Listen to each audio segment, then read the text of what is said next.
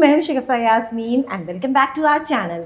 जी हाँ, आज का प्रोग्राम है ख़ास क्योंकि आज मनाया जा रहा है विमेंस डे। 8 मार्च है। जी हाँ, 8 मार्च को इस दिन को मनाया जाता है, सेलिब्रेट किया जाता है ताकि अवेयरनेस क्रिएट किए जा सके कि ख़वातीन के हुकूक क्या हैं, उनको किस तरह से एम्पावर करना है। जब इस तहरीक का आगाज़ किया गया था तब तो मसाइल कुछ डिफरेंट थे। उस वक्त ये था कि जी तनख्वाहों का मसला था। जो औरत हुआ करती थी उसको तनख्वाह कम मिलती थी, जो मर्द हुआ करते थे उनको ज़्यादा मिलती थी। तो ये मुहिम चली, लेकिन जूं वक्त गुजरता चला गया हम कहते हैं कि लोगों में थोड़ा सा शऊर भी आया और फिर लड़कियां भी बड़ी बाहिम्मत हुई। उन्होंने भी एजुकेशन को थोड़ा सा आगे लेके गई और इस काबिल अपने आप को बनाया कि वो मर्दों के शाना बशाना चल सकें। आज ख़वातीन जो हैं वो मर्दों के शाना बशाना तो बिल्कुल चल रही हैं। वेजेस वाला मसला अब मुझे कहीं कहीं ऐसा लगता है कि हल हो चुका है। ख़वातीन को मैंने देखा है बहुत अच्छी पेमेंट हो रही होती है एज़ कम्पेयर टू मेल। तो अब ये शिकायत तो नहीं है। अब डिफरेंट किस्म की चीज़ें हैं। हमारा मुल्क जो है वो बहुत बड़ा माशाल्लाह से, बहुत सारे सूबे हैं और अगर हम सिर्फ़ और सिर्फ एक जगह को ही देख लें तो हम ये नहीं कह सकते कि जी हर जगह पे जो है ख़वातीन को सारे राइट्स उनके मिल रहे हैं। कहीं ना कहीं कोई ना कोई प्रॉब्लम ज़रूर मौजूद है। आज हम बात करेंगे सिर्फ शहर की नहीं, गांव की, देहात की, हर चीज़ को लेके चलेंगे क्योंकि ये मुल्क तो हम सबका ही है ना, चाहे गांव में रहते हो, चाहे हम शहर में रहते हो, कहीं भी रहते हो। तो जी मसाइल अब जो हैं वो थोड़े से डिफरेंट हैं। लड़कियां तालीम याफ्ता तो हो जा रही हैं, पढ़ भी ले रही हैं, लेकिन बहुत सारे घरानों में ये कि उसके बाद उनको काम करने की इजाज़त नहीं मिलती। ख़ास तौर पर उस वक्त जब उनकी शादियां होती हैं, वहाँ पर बहुत कहना चाहिए बैरियर्स आ जाते हैं। फिर पेरेंट्स बेचारे मजबूर होकर ये कहते हैं कि भाई तुम अपना घर देखो, छोड़ो इन चीज़ों को, बाद में देखेंगे। इसमें नुकसान किसका हो रहा है? माँ बाप का भी हो रहा है और उस लड़की का भी हो रहा है क्योंकि उसने एक टाइम दिया है। तो ये एक बहुत अनफेयर सा एटीट्यूड है कि लड़के को तो जी जॉब कर सकता है, लड़की नहीं कर सकती क्योंकि उसने शादी कर ली। तो शादी is not the end of anything, शादी इज़ द बिगिनिंग। तो इस चीज़ को समझने की, एक माइंडसेट को चेंज करने की आज भी ज़रूरत है। इसके साथ साथ डोमेस्टिक वायलेंस ख़त्म नहीं हुआ। मर्द को जब अपनी मर्दानगी दिखानी होती है तो वो औरत की पिटाई कर देता है। मैं सबकी बात नहीं कर रही, लेकिन बहुत जगहों पे ये देखने में आता है। तो मैं ओवरऑल एक बात कर रही हूँ, जो हम लोग एक व्यू देख रहे होते हैं और हमें नज़र आ रहा होता है। हमारा मानना ये है कि वो मर्द जो औरत पे हाथ उठाता है वो कभी भी स्ट्रांग नहीं हो सकता, बल्कि मैं तो ये कहती हूँ कि वो अपनी खातून को कैरी करने के भी लायक नहीं है।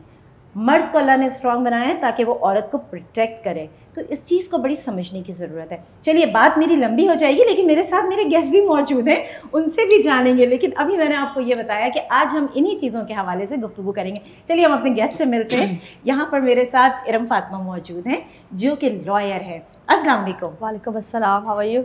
आई am good, I am fine. Women's day मनाया जा रहा है आज। ख़वातीन के चेहरों पर एक चमक है और इनके साथ साथ हमारी बहुत ही प्यारी डॉक्टर फराह मौजूद है। अस्सलाम वालेकुम। वालेकुम अस्सलाम, कैसी हो? बिल्कुल ठीक ठाक। और डॉक्टर फराह के चेहरे पे तो एक अलग नूर है ना। अब ये भी उम्रा करके आई है भाई, बहुत मुबारक हो आपको। और आज हमने आपको झटपट पकड़ लिया। हाँ, बस हमने कहा हम आ गए। सही, थैंक यू सो मच आप दोनों के आने का। अब हम बात का सिलसिला शुरू करते हैं। और जिस तरह मैंने कहा कि आज भी लड़कियों से कहा जाता है कि जी शादी हो गई तो हस्बैंड है या ससुराल, अगर हस्बैंड फेवर में है तो ससुराल वाले फेवर में नहीं है। ये क्या मसला है? क्यों काम करने क्यों नहीं देते? क्या समझते हैं?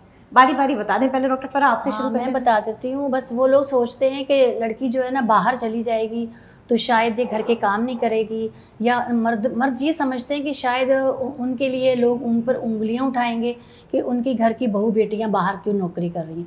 लेकिन अगर माँ बाप ने लड़की को डॉक्टर बनाया है या टीचर भी बनाया है तो उसको ये थोड़ी इसलिए थोड़ी बनाया कि अब इतना पैसा लगाया और जो माँ इतनी मेहनत करके उसको लेके जाती है, लेकर आती है, पैसा कैसे जमा करती है, सही, और उनको बच्चों को उतनी तरबियत देती है। अब शादी अच्छे घर में हो जाती है अल्हम्दुलिल्लाह, लेकिन ठीक है कि आगे जाके बड़े मसाइल होते हैं, बच्चे भी पैदा करने होते हैं, सब कुछ होता है, सबको हैंडल करना होता है। लेकिन एक टाइम तो आता है ना कि लड़की को अगर वो डॉक्टर है तो उसे हॉस्पिटल में ज़रूर जगह दी जाए, उसको काम करने के मुहैया किया जाए। लेकिन नहीं, लोग समझते हैं कि ये लड़की बाहर जाएगी, टाइम वेस्ट करेगी और घर आएगी तो काम नहीं करेगी। बाज़ लोगों का अभी भी यही है कि लड़की को घर में ही रखो बस। सही, बिल्कुल सही। डॉक्टर इरम मैं आपसे ये जानना चाहूँगी कि जिस तरह से अभी डॉक्टर फराह ने कहा कि लड़की को घर में ही रखो, आप लॉयर पहले बनी शादी के बाद बनी? क्या मसाइल हुए? बिल्कुल, बहुत अच्छा क्वेश्चन किया। वेल, पढ़ाई मैंने पहले मुकम्मल कर ली थी। परस्यू मैंने करियर अपनी शादी के बाद किया है। आपकी बात को कंटिन्यू करते हुए एक बात मैं ज़रूर कहूँगी, जो हमारे यहाँ ये चीज़ तो आ गई है, मतलब ये अवेयरनेस आ गई है पेरेंट्स में कि लड़की को पढ़ाना है, ठीक है, लड़की को पढ़ाना है, कोई डॉक्टर बना रहा है, कोई लॉयर्स बना रहा है, डिफरेंट। लेकिन एक चीज़ जो पेरेंट्स मिस करते हैं वो ये है कि सिर्फ पढ़ाना शुगुफ्ता काफ़ी नहीं होता, सही, बिल्कुल। You should support it for the right thing. आप उनको एक गाइडलाइन दीजिए, वो मोटिवेशन दीजिए, आप उनको बताइए कि yes we are here at the back of you, बिल्कुल, ठीक है, हम आपके खड़े हैं। कैसे ऐसे अगर मैं अपनी बात करूँ तो my parents was my supporting system, ठीक है, वो हमारे एक ड्राइविंग फोर्स है, ठीक है। मैं कभी लो पड़ जाऊँ तो माई पेरेंट्स आर लाइक हम हैं ना, करो। मेरे father is my biggest inspiration. जब लॉ मैंने स्टार्ट किया था तो मैं किस तरह से इस फील्ड में I always look up to my father. My father is actually advocate of high court, senior advocate है, तो I brought up looking at him only, तो वो मेरी इंस्पिरेशन थे। मगर सिर्फ यहाँ तक बात काफ़ी नहीं है कि उन्होंने मुझे पढ़ा दिया। ही वॉज ऑलवेज लाइक कि जब मेरी शादी के बाद भी जब मैंने दोबारा करियर परस्यू करने का सोचा, मैं बहुत लो थी।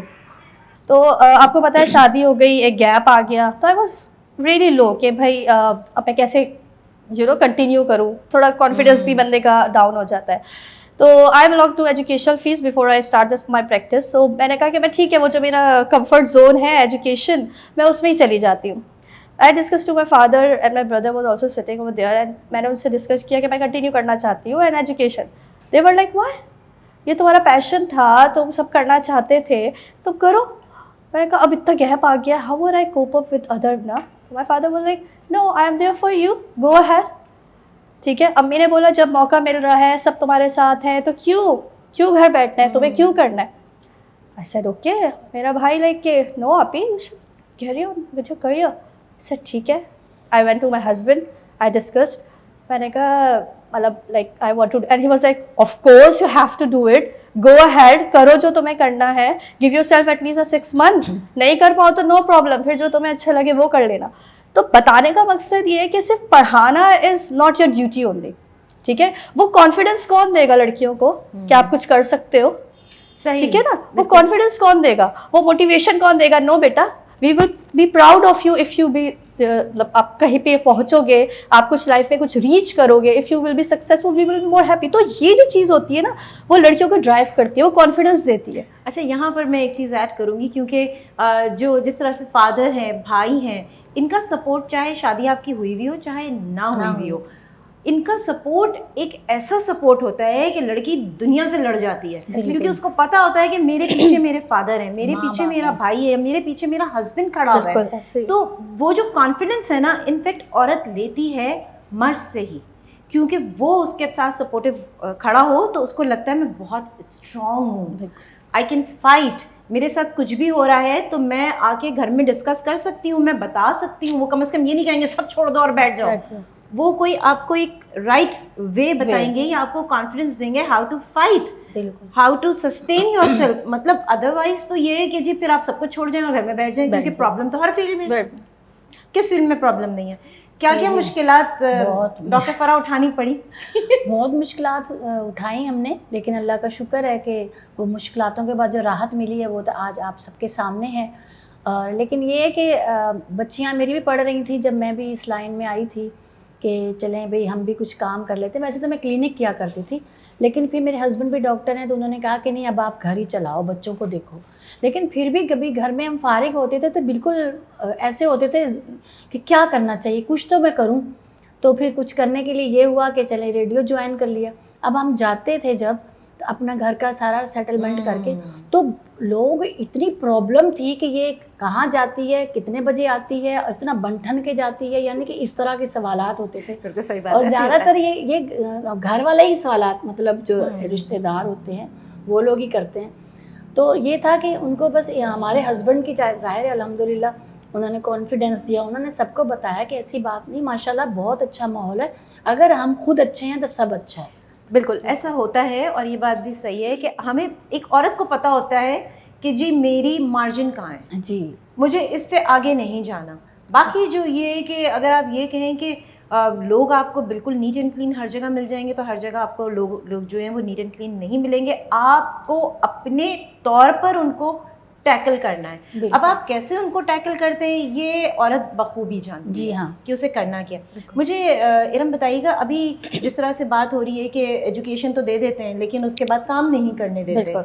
फिर अभी आप क्योंकि आप कोर्ट में होती हैं, आपके पास डिफरेंट केसेस आ रहे होंगे, क्या रेशो देखती हैं केस का, औरतों के ज़्यादा केसेस क्या आ रहे हैं आपके पास? शुक्ता केसेस मोस्टली हमारे पास आते हैं गार्डियन वार्ड के, ठीक है। क्योंकि हम ऑर्थोडॉक्स के हवाले से बात करें तो मैं उसी के केसेस का रेफरेंस दूंगी आपको।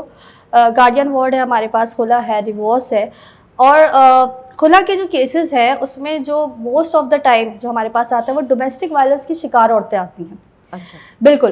और सिर्फ ये स्टार्टिंग नहीं है, ये समझ लो ये एंड हो रहा होता है जब वो हमारे पास आती है।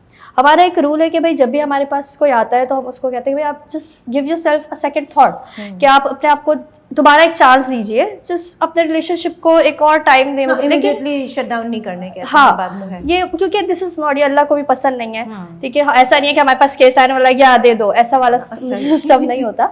बट होता क्या है, अनफॉर्चुनेटली वो लोग अपना सब 100% ट्राई करके आ चुकी होती है।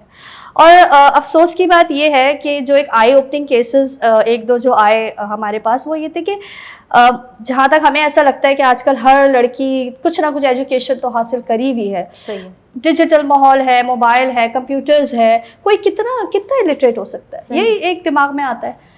But can you believe it कि एक दो लड़कियां ऐसी आई जिनकी 15-16 साल की उम्र में शादी हो गई थी, and they don't belong to a very lower class, they are like middle class, लेकिन उनको पढ़ने का मौका नहीं दिया। अच्छा। उनकी डायरेक्ट शादी कर दी।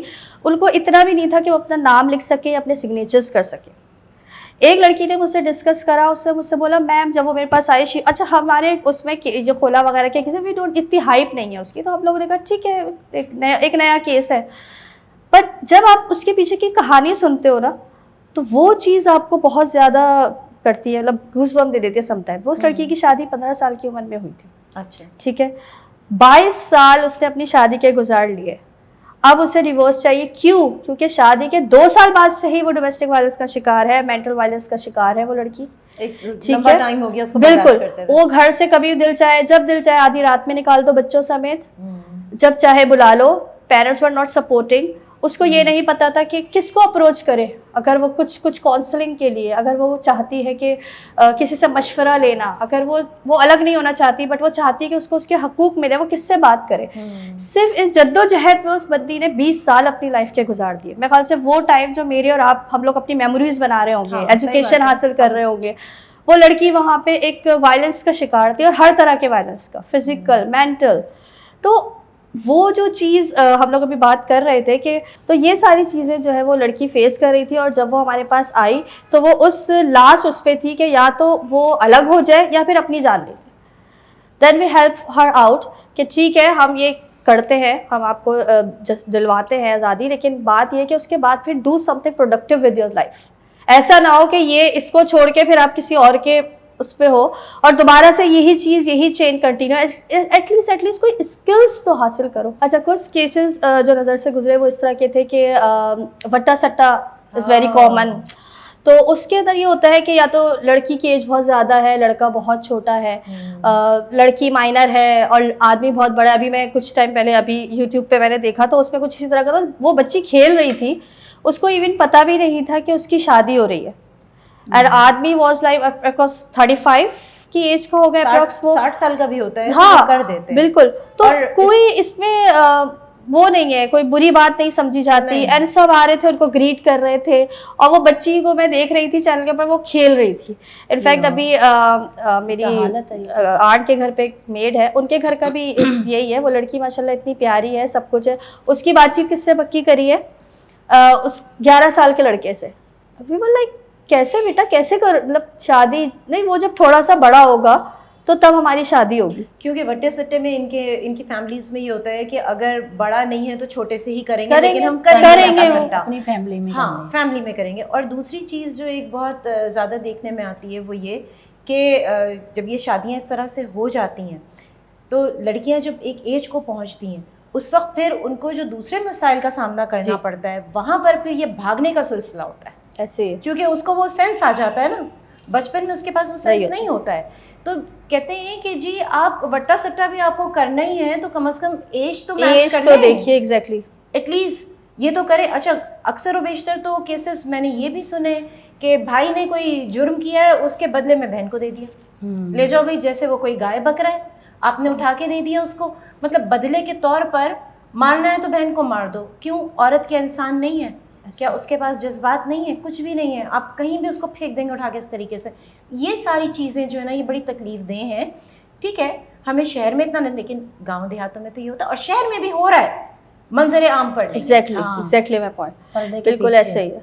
अच्छा डॉक्टर फराह, आप बताइए मुझे कि जिस तरह से बात हो रही है, एक हम हरासमेंट के हवाले से भी बात करेंगे, क्योंकि आप भी जॉब करती हैं, आप भी जॉब करती हैं, मैं भी जॉब करती हूँ, तो ख़वातीन को कहीं ना कहीं हरासमेंट का सामना करना पड़ता है, हर जगह नहीं, लेकिन कहीं ना कहीं करना पड़ता है। क्या समझते हैं, कैसे उससे निपटा जाए? यही है कि आजकल जैसे माँ बाप अपने बच्चियों को पढ़ाते हैं, साथ ही साथ माँ की कुछ तरबियत भी होती है उसी की वजह से, लेकिन जब लड़की की शादी होती है, मैंने ये देखा है कि वो वहाँ के माहौल को उसको एडजस्ट भी करना होता है। अच्छा, शौहर ये होते हैं कि वो कहते हैं, अगर बच्ची ने माँ का नाम ले दिया है कि हमारे यहाँ ये हुआ करता था, तो शौहर कुछ ऐसे भी मैंने देखे हैं जालिम, वो कहते हैं उनका नाम मत लो, अभी जो हम कर रहे हैं हमारे घर में जो है वही है। इसी तरह मैंने ये देखा कि अगर बच्ची ने हंडिया बनाई है, जाहिर है वो कुकिंग कर रही है, घर से करती हुई आई है, तो उसको ये भी कहा जाता है कि अगर इस तरह की हंडिया पहले दोबारा बनाई तो अच्छा ना होगा, अम्मा क्या छोड़ दूंगा। इस तरह के भी मैंने बहुत सारे केसेस देखे हैं। जिस तरह मैंने बहुत सारे लोगों की, मुझे इस तरह के लोगों से वास्ता पड़ता रहा, क्योंकि मेरे हस्बैंड की NGO थी। अच्छा। उसमें काफ़ी ऐसे ऐसे हम जगहों पे जाया करते थे जहाँ पर जाके हमें पता चलता था कि लड़कियों के साथ क्या क्या जुल्म होते हैं। तो फिर मेरी आदत थी, मैं उनको गाइड किया करती थी, लड़कियों को, औरतों को, और ये कहती थी कि नहीं, अच्छा उनको तो हमने गाइड कर लिया, लेकिन हमारा काम मर्दों को भी तो गाइड करना है ना, उनको समझाना है कि देखो ये भी बच्चियां हैं, इनको भी अल्लाह ताला ने ही पैदा किया है, आप इसको क्या समझ रहे हैं। तो आप यकीन करें कितने कितने लोग हैं जो राह रास्त पर आ गए। सही, अगर हम प्यार मोहब्बत से एक चीज़ को पकड़ेंगे, उनको समझाएंगे, तो मैं समझती हूँ अल्लाह ताला ज़रूर सीधे रास्ते पे उनको ले आता है। सही, वो कहते हैं ना कि जी अगर आपको किसी को कोई चीज़ बतानी है तो discussion is a very good way to solve any problem. कोई भी मसला आपको हल करना है, आप डिस्कस करें, बात करें, बातों से बहुत सारी चीज़ें जो है वो हल हो जाती हैं। लेकिन ऐसे भी लोग हैं जो कि बात करना ही नहीं चाहते, वो फिर दी एंड होता है, वो फिर फुल स्टॉप लग गया। अच्छा, मुझे एक बात बताइएगा इरम, देखने में ये भी आया है कि घर में कुछ अच्छा पक जाता है तो कहते हैं कि ये वाली जो बोटी ये भाई के लिए रख दो, तुम ऐसा करो, बस वो छोटी वाली, फॉर एग्जांपल मैं एक मुर्गे की एग्जांपल दे देती हूँ, बहुत आसानी से समझ में आ जाएगी। ईरान का पीस है, भाई के लिए रख दो, गर्दन का पीस है तुम खा लो, आलू भी है इसमें डले हुए, वो तुम खा लो। ये अभी भी चल रहा है क्या? हाँ, वेल मेरी जो अपब्रिंगिंग हुई है वो तो ऐसे हुई है कि मुझे तो आज तक मैंने कभी नहीं सुना अपने, बल्कि अपनी फैमिली में अपने पेरेंट्स से कि you are the girl and you are the boy, वो वाला तो सिस्टम कभी रहा ही नहीं। ये सुना होता तो आज एग्जैक्टली मैं यही बोलने वाली थी कि बल्कि इनफैक्ट एज अ गर्ल हम लोगों को ज़्यादा एडवांटेज होते हैं, हमारी फैमिलीज़ में ज़्यादा मोटिवेशन, ज़्यादा इनक्रेज किया जाता है, ये चीज़ है। और ये जेंडर बेस्ड थिंग तो कभी सुनी ही नहीं। अगर ऐसा होता तो शायद आज मैं लॉयर नहीं होती, मैं भी कोई डॉक्टर होती या मैं कोई टीचर होती। जब मैंने अपने फादर से बोला कि भाई मुझे तो लॉ करना है, जब मैंने उस वक्त टाइम पे किया था, उसमें बहुत मिनिमम लड़कियां लॉ के फील्ड में जाती थी, और जब भी आप किसी को बताते थे तो वो बोलता था कि वहाँ पे अरे ऐसी शायद पढ़ने के लिए कर रही है, प्रैक्टिस थोड़ी करेगी। और अभी तक भी ऐसा है कि जब मैं अपने फादर के साथ जब जाती हूँ कोर्ट, तो अभी भी जब मैं I am running my own office, I am running my own cases and I am doing good in my life, अभी भी लोग उनको देखते हैं तो कहते हैं आप अपने बेटे को फील्ड में लेकर आए, बेटी को फील्ड में लेकर आए, बेटे को लेकर आए। तो माई फादर इज़ लाइक वो उनकी चॉइस थी, ये मेरी बेटी की चॉइस है। तो ये जो जेंडर वाला था सिस्टम, ये कभी हमारी लाइफ में रहा ही नहीं। हमेशा इक्वल अपॉर्चुनिटीज़, मुझे और मेरे भाइयों को दोनों को इक्वल अपॉर्चुनिटीज़ मिली है। जो भी होता था वो हम लोग के लिए इक्वल होता था। तो वो जो एक चीज़ होती है वो तो अल्हम्दुलिल्लाह हमारी फैमिली में नहीं। बट येस, अभी भी ये चीज़ होती है, बहुत ज़्यादा होती है। बहुत सारी ऐसी लड़कियां हैं जिससे मैंने पहले भी बात करी थी, पढ़ा दिया और छोड़ दिया कि तुम्हारी ज़िद थी पढ़ना, पढ़ लिया ना, चलो बस अब शादी कर देते हैं इनकी, वहीं पे ख़त्म हो जाता है। इस वजह से बहुत ज़्यादा काबिल लड़कियां आज घर बैठ। अच्छा, अब यहाँ पर जो है मैं बात को थोड़ा सा आगे बढ़ाना चाहूँगी, और हम ज़रा सा एक सोशली इस चीज़ को देख लेते हैं कि फ़ीमेल जब भी बाहर निकलती है, अभी भी ऐसा नहीं है कि सारे मर्द ठीक हैं और कुछ नहीं कहते। आप नॉर्मली शॉपिंग में घूम रहे होते हैं, कोई ना कोई आपको कुछ कहता हुआ निकल जाता है आपके पड़ोस से, या फिर ये होता है। अच्छा, फिर यहाँ पे मैं बार बार एक बात क्लियर कर रही हूँ, मैं सारे मर्दों की बात नहीं कर रही, मैं बात कर रही हूँ कि माशरे में जो हमारे हो रहा है, सब नहीं कर रहे लेकिन ये चीज़ें हो रही हैं, इसी वजह से हम इस चीज़ को डिस्कस कर रहे हैं। तो आप क्या समझती हैं कि ये जो सोशली हरास किया जाता है, ये सिलसिला कैसे बंद होगा? कोई चीज़ है आपके जहन में? वेल बिल्कुल ये बिल्कुल सही बात है। हर जगह एक जैसे लोग नहीं होते और हैरेसमेंट बहुत कॉमन चीज़ है, बट बात यह है कि nobody wants to talk about it, specially the women's जो इस हैरेसमेंट का शिकार है। वो शी टेक इट लाइक हम बाहर निकले हैं ना तो ऐसा तो होगा। ये बहुत ज़्यादा एक मेंटल सेटिंग हुई हुई है हम लोगों की, वुमेन्स की, क्योंकि ये वुमेन्स से रिलेटेड चीज़ है, वुमेन्स को ही स्टैंड लेना पड़ेगा। हम हैरेसमेंट को कुछ समझते ही नहीं है, रोज़मर्रा का खाना पीना समझते हैं कि हम जा रहे हैं, हमारे साथ तो यही होगा, ये सोच के साथ हम निकलते हैं। आप कभी स्टैंड नहीं लेते, आपको ये खुद नहीं पता कि जो हैरेसमेंट है वो एक ऑफेंस है, आप उसके खिलाफ कंप्लेन कर सकते हैं। एक एप्लीकेशन सिर्फ आपको कोर्ट में देनी है, ठीक है, उधर बुलाया जाएगा, पेशी होगी, पनिशमेंट है। आप जिस ऑर्गेनाइजेशन में काम करते हैं उनके जाके हेड से बात कीजिए, वहाँ पे एप्लीकेशन दीजिए, बताइए उन्हें कि ये ऑफेंस हो रहा है आपके ऑफिस में, ये हैरेसमेंट जो है वो रूटीन नहीं है, ठीक है। जब तक एक औरत खुद इस चीज़ पे स्टैंड नहीं लेगी कॉन्फिडेंस के साथ, आप कोई जुर्म नहीं कर रहे, जुर्म वो कर रहा है जो आपको हैरेस कर रहा है। Why you want to be victim all the time? वो जो एक हमारा एक प्रिस्क्रिप्शन बना हुआ है बिल्कुल कि बस अगर लड़की है तो वो बेचारी ही उसको बनना है, नहीं। You are educated enough, you are adult enough to talk about yourself, to take stand for yourself. तो जब तक आप खुद स्टैंड नहीं लेंगे और इस चीज़ को खुद बुरा नहीं समझेंगे, खुद बुरा समझना बहुत ज़रूरी है कि अगर मैं काम करने जा रही हूँ तो मैं काम करने जा रही हूँ, ठीक है ना। तो ये चीज़ समझना बहुत ज़रूरी है कि मैं ऑफिस आ रही हूँ तो ये मेरी ज़रूरत भी है, ठीक है, और सामने वाले की भी ज़रूरत है। एक अच्छा एम्प्लॉय कोई जाने नहीं देता, ठीक है। अगर आप खुद एक अच्छे एम्प्लॉय हो, आप अपने काम में ईमानदार हो, तो अगर आपकी एक कंप्लेंट में उस बंदे को भी ऑफिस से निकाला जा सकता है, लेकिन इस चीज़ को समझना बहुत ज़रूरी है। सही, क्या कहेंगी डॉक्टर फराह? मैं बस यही कहूँगी कि जैसे हम लोग बाहर निकलते हैं, ठीक है कि लोग बहुत बातें बनाते हैं, लेकिन हमारे अंदर खुद को कॉन्फिडेंस में रहना चाहिए। और ये है जैसे मेरी बच्चियाँ, उन्होंने भी जॉब की, तो उसमें मैं उनको ये कहती थी कि आप अपने अंदर कॉन्फिडेंस रखो और पीछे मैं हूँ और उसके बाद अल्लाह है। तो ये है कि कभी कोई शिकायत होती थी तो मैं वहाँ पर उनके लिए कदम बढ़ाती थी और जो वहाँ के सीनियर प्रोफेसर्स जो भी होते थे उनसे बात करती थी कि देखिए हमारी बच्चियों के लिए आप थोड़ा इन लोगों का ख्याल भी रखें, हम माँ बाप कहाँ तक इनके लिए पीछे पीछे आएंगे। तो इस तरह वहाँ के प्रोफेसर्स वगैरह ने भी उनका काफ़ी साथ दिया। और कई कई जगह तो ये भी होता था कि बाज़ बच्चियाँ अगर शिकायत लगाती थी तो वो बाहर निकलती थी डरते हुए, क्योंकि वो धमकी देते थे। तो इस तरह के भी मैंने टाइम देखे हैं, लेकिन अल्लाह का शुक्र है अब वो वाली बात नहीं रही, क्योंकि अब मैंने देखा है कि हर प्रोफेशन में हर जगह आप देखें माशाल्लाह लड़कियां ही लड़कियां हैं, चाहे वो हॉस्पिटल हो, चाहे वो एयरपोर्ट हो, चाहे ट्रेन्स का हो, कहीं भी है, चाहे पेट्रोल पंप हो, हॉस्पिटल्स हो, पेट्रोल पंप, वहाँ मैं देखती हूँ लड़कियाँ माशाल्लाह ये पेट्रोल भर रही हैं, ये सब काम हो रहे हैं। तो ये सब कॉन्फिडेंस की वजह से, माँ बाप का और आपके इलाके के जो लोग बड़े हैं। अच्छा, हमने ये बात की मेल के हवाले से बात की, फीमेल के हवाले से बात की। हम कहते हैं कि एक मुहावरा भी मशहूर है कि खातून की सबसे बड़ी दुश्मन होती हैं, लेकिन दूसरी चीज़ मैंने ये भी सुनी है कि विमेन एम्पावर विमेन।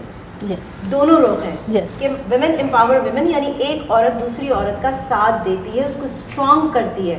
और दूसरी तरफ हमें जो एक पहलू नजर आता है वो ये आता है कि जी औरत की सबसे बड़ी दुश्मन है। अच्छा, इसकी एग्जांपल तो सास बहू इस तरह की एग्जांपल झटपट हमारे सामने आ जाती है। हाँ, ये बात तो खैर है कि जेलसी फैक्टर जो होता है वो ऑब्वियसली होता है। ज़्यादा होता है खातून में, शायद इसलिए होता है कि अपॉर्चुनिटीज़ कम मिलती है और जब उनको अपॉर्चुनिटीज़ मिलती है वो चाहती है कि जल्दी से हम ही ग्रैब कर लें, कोई और ग्रैब ना करे, क्योंकि जो वुमेन्स की स्ट्रेंथ होती है अगर ऑफिस में देखा जाए वो थोड़ी कम होती है। तो अगर 2 वुमेन को 3 वुमेन्स को कंसिडर करना है तो उनकी कोशिश होती है कि यार इसको मिला तो मुझे मिल जाता, मैं भी तो उतना ही काम करूँ। बट मेरे ख्याल से जेलसी की ज़रूरत नहीं है, सिर्फ एक चीज़ है हार्ड वर्क की आदमी को ज़रूरत होती है जो आपको आगे लेके जाती है। जेलसी तो आपको मैंने देखा है कि पीछे ही लेके जाती है, आगे तो कभी लेके जाती ही नहीं है। ऐसे ही है, हाँ, एग्जैक्टली रहा होता है। औरत की बहुत ज़्यादा बड़ी दुश्मन होती है। हाँ तो इसमें ये भी होता है कि जैसे मैं अपनी बेटियों की बात कर रही हूँ, तो उनको भी मैंने ये भी समझाया था कि बेटे आपको इस तरह की भी ख़ानदान में कोई जिठानी, कोई देवरानी, कोई नंद है, यही रिश्ते होते हैं हर घर पे। तो ये है कि अगर आपको नज़र आए कि वो आपसे ज़्यादा अच्छा उनके पास है, हर चीज़ है, उनके हस्बैंड हो सकता है ज़्यादा अच्छा कमा रहे हैं, आपके हस्बैंड नहीं, तो आप अपने अंदर जेलसी नहीं लाइए। आप अल्लाह का शुक्र अदा करें कि अल्लाह पाक ने आपको इसी तरह रखा, लेकिन आप आगे कोशिश किया करें कि आप आगे कैसे बढ़ेंगी। सही, और उनकी बल्कि उनके साथ अच्छा बर्ताव करें ताकि वो आपके साथ भी अच्छी रहे, लेकिन अंदर जेलसी का मादा नहीं लाना। सही, बिल्कुल। और जेलसी होनी भी नहीं चाहिए। हर किसी को अल्लाह ने एक जैसा नहीं बनाया। हाँ। All are different. हमारे नसीब भी डिफरेंट है, हमारे घर भी डिफरेंट है, हमारा खाना पीना भी डिफरेंट है। तो हमें अपनी सराउंडिंग में रहते हुए अपनी एक अच्छी लाइफ की तरफ जाना चाहिए। और जब अच्छी लाइफ की बात हुई है तो भाई डॉक्टर फरहान गोगिन का गला खराब है, लेकिन थोड़ा बहुत तो होना ही चाहिए। लेकिन मैं चाहूँगी कि आप भी थोड़ा मेरा साथ दीजिए। सुन आप करूँगी मैं। हम माएँ, हम बहनें, हम बेटियाँ, कौमों की इज्जत हमसे है, कौमों की इज्जत हमसे है। हम माएँ, हम बहनें, हम बेटियाँ, कौमों की इज्जत हमसे है, कौमों की इज्जत हमसे है। हम बानिए मेहरो वफा, हम कश्मकश, हम मिर्तका, तारीख ने खुद लिख दिया, इनकी इबारत हमसे है। हम माएँ, हम बहनें, हम बेटियाँ, कौमों की इज्जत हमसे है, कौमों की इज्जत हमसे है। जंजीर इस तहसाल ने रोके हुए थे रास्ते, अब चल पड़े हैं काफिले, जिनमें हरारत हमसे है। हम माएँ, हम बहनें, हम बेटियाँ, कौमों की इज्जत हमसे है, कौमों की इज्जत हमसे है। हम माएँ, हम बहनें, हम बेटियाँ, कौमों की इज्जत हमसे है, कौमों की इज्जत हमसे है।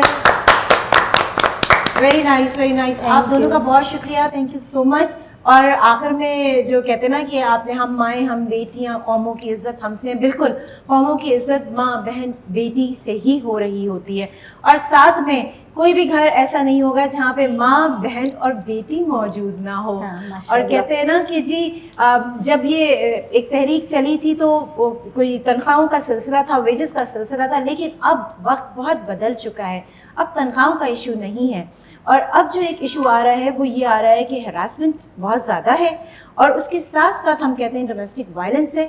और उम्मीद हम ये करते हैं जिस तरह से तब्दीली आई है तो हो सकता है आगे चल के ये चीज़ें भी हमारे माशरे में से माइनस हो जाएं, लेकिन इसके लिए औरत को स्टैंड लेना पड़ेगा, अपने हक़ के लिए बात करनी पड़ेगी।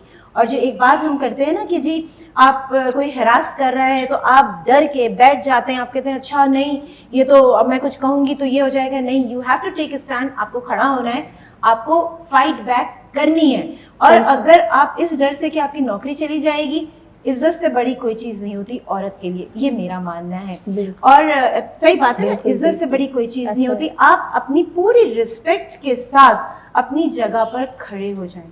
नौकरी जाती है तो जाए, रिस्पेक्ट नहीं जानी चाहिए। और जितनी भी बच्चियां, लड़कियां, माएँ, बहनें जो भी घर से बाहर निकलती हैं काम करने के लिए, उनकी इज्जत करें, क्योंकि आज का वक्त ऐसा है कि एक आदमी की कमाई से पूरा घर नहीं चल पा रहा है। अब ये शौक नहीं है, अब ये ज़रूरत है। उस ज़रूरत को समझते हुए उनको सोसाइटी में स्पेस दें ताकि वो अपना काम बखूबी निभा सकें, अपना काम बखूबी कर सकें। और जिस तरह से इंटरनेशनल लेवल पे हम देखते हैं कि ख़वातीन चांद पे भी चली गई हैं और ख़वातीन साइंटिस्ट भी बन रही हैं और पता नहीं क्या क्या कर रही हैं, दुनिया फतह कर रही हैं, तो अपने मुल्क की ख़वातीन को इतना हौसला दें, इतना सपोर्ट दें कि वो भी पाकिस्तान का नाम रोशन कर सकें। बस इसी बात के साथ शिगुफ्ता यास्मीन को दीजिए इजाज़त, फिर मिलेंगे। अपना बहुत ख्याल रखिएगा। आप सबको, खास तौर पर ख़वातीन को 8 मार्च बहुत मुबारक हो। अल्लाह हाफ़िज़।